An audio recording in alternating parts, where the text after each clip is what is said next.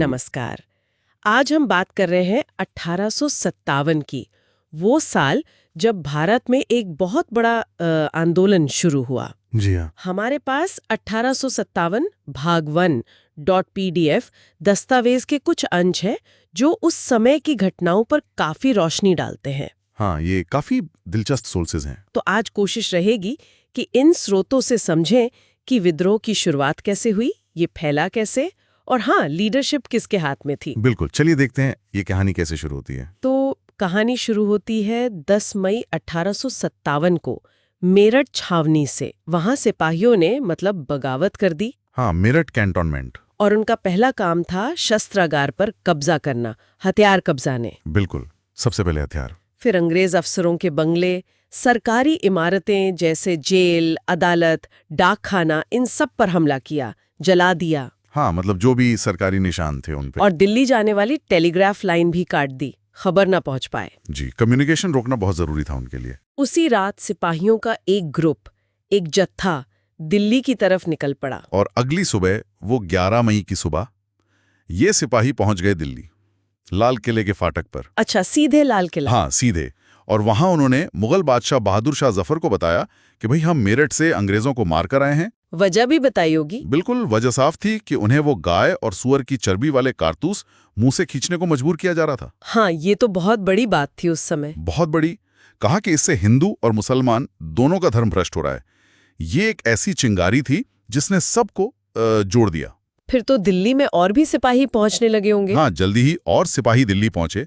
और सिर्फ सिपाही नहीं, शहर के आम लोग भी उनके साथ हो लिए। आम लोग भी? ये तो मतलब बड़ा टर्न था। बिल्कुल। कई यूरोपियन मारे गए और शहर के कुछ जो अमीर लोग थे उन पर भी हमले हुए।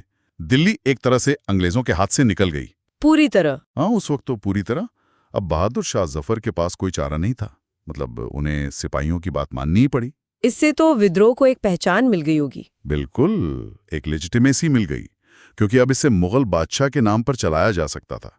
ये सिर्फ सिपाहियों का गुस्सा नहीं रहा। अच्छा। और जैसी ही ये खबर फैली कि दिल्ली पर विद्रोहियों का कब्जा है और बहादुर शाह उनके साथ हैं, बस फिर तो आग की तरह बात फैल गई। कहाँ कहाँ? गंगा घाटी में, दिल्ली के पश्चिम की छावनियों में, हर जगह विद्रोह तेजी से फैलने लगा। कमाल है, मतलब एक जगह की घटना इतनी तेजी से फैली। हाँ, ये सोचने वाली बात है कि ये कम्युनिकेशन कैसे हुआ। क्या इसके फैलने में कोई खास तरीका, कोई पैटर्न नजर आया? हाँ बिल्कुल, एक खास ढर्रा दिखता है।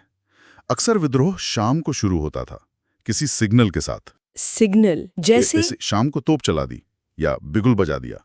फिर वही स्टेप्स, पहले शस्त्रागार पर कब्जा, हथियार लेना, फिर सरकारी खजाना लूटना। अच्छा, पैसा भी? हाँ बिल्कुल। फिर सरकारी इमारतें, जेल, रिकॉर्ड रूम, बंगले, अदालतें, इन पर हमला करना, रिकॉर्ड जलाना। रिकॉर्ड जलाना, ये क्यों जरूरी था? ये बहुत महत्वपूर्ण था। रिकॉर्ड जलाने का मतलब था अंग्रेजों के शासन की जड़ पर हमला। लगान के कागज, कर्ज के दस्तावेज, जमीन के रिकॉर्ड। अच्छा, मतलब हिसाब किताब खत्म। हाँ, एक तरह से अंग्रेजी सिस्टम को ही खत्म करने की कोशिश। निशाना साफ था, गोरे और उनसे जुड़ी हर चीज, हर व्यक्ति। और ये अपीलें भी जारी हुई कि हिंदू मुसलमान एक हो जाएं? जी हाँ, हिंदी, उर्दू, फारसी में अपीलें निकली कि सब मिलकर फिरंगियों का सफाया करें। और जब लखनऊ, कानपुर, बरेली जैसे बड़े शहरों में आम लोग शामिल हुए, तब क्या हुआ? तब विद्रोह का दायरा और बढ़ा। जो साहूकार थे, जो अमीर लोग थे, वो भी निशाने पर आए। क्यों? क्योंकि किसान उन्हें अपना शोषक मानते थे और अंग्रेजों का पिट्ठू समझते थे। तो उनके घर लूटे गए, उनके बही खाते जला दिए गए। ये सिर्फ अंग्रेजों के खिलाफ नहीं था, ये अंदर का गुस्सा भी था। यानी पुराने हिसाब भी चुकता हो रहे थे। हाँ, कह सकते हैं। अलग अलग जगहों पर विद्रोह के तरीके में इतनी समानता, क्या यह दिखाता है कि कोई प्लानिंग थी, कोई कोऑर्डिनेशन था? लगता तो है, कहीं ना कहीं समन्वय तो था। जैसे छावनियों के सिपाहियों के बीच बातचीत चल रही थी। कोई उदाहरण है इसका? हाँ, जैसे 7वीं अवध कैवलरी ने जब नए कारतूस इस्तेमाल करने से मना किया, तो उन्होंने 48वीं नेटिव इन्फेंट्री को उसके बारे में लिखा, बाकायदा खत लिखकर। अच्छा। और उनके हुक्म का, मतलब उनके जवाब का इंतजार किया। ये तो साफ कम्युनिकेशन है। पर यह प्लान कौन बना रहा था? लीडर कौन थे इस प्लानिंग के पीछे? ये साफ नहीं है।